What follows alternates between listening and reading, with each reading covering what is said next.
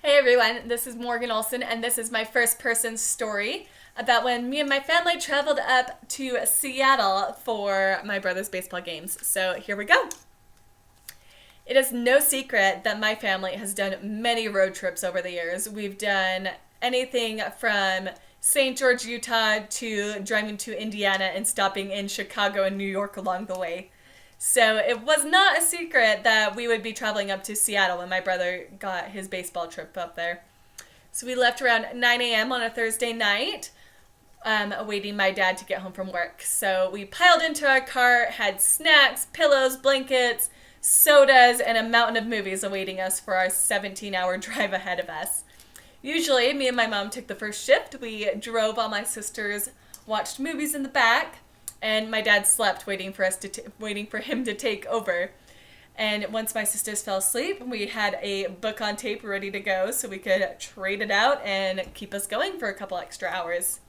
By 10 a.m., we had reached Seattle, ready for our first baseball game, and luckily we had won. My family is a tad competitive, so we were very excited about this. We had done the Space Needle with my cousin Taylor, who actually lives up in Seattle, so it was good to see her. Then, of course, exhaustion hit, and we collapsed in our hotel room, so we were done for the day, exhausted, ready to sleep.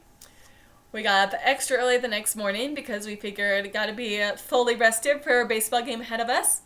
And I don't know if any of you guys know this, but it kind of rains a lot in Seattle. So by the time we got up, it was pouring. So our baseball game, of course, got canceled due to the rain.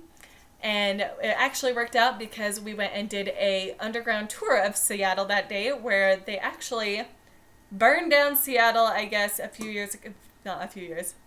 decades ago, maybe a few hundred, can't remember.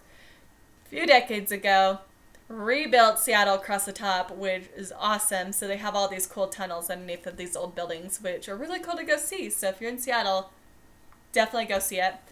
We did that. We went and caught the fish at Pike's Market. We put gum on the wall, and we did all sorts of things. So I would call day 2 a success. Day 2 is definitely good. Day 3 is a little bit more excitement. We covered all the baseball. We played a game in the morning, had our space heater ready to go, gloves, coats, over my white sweatshirt that I had worn, so I was extra warm, thought I was all prepped and ready to go. Then we get into the second game. Got hot from the space heater, of course, because bundled up too much, so I took my coat off, was ready to go, was fine. We went and bought hot chocolate from the concession stands because we thought, that's a nice treat. It'll be good. Perk us up for the next game. Of course, my cousin went to leave. My sister thought, oh, I'll give her a hug. Of course, it'll be great.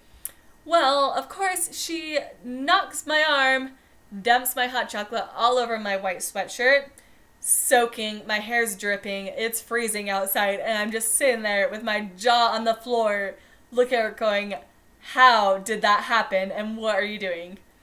Of course, my sisters are sitting next to me, my mom, my dad, laughing hysterically at what had just happened.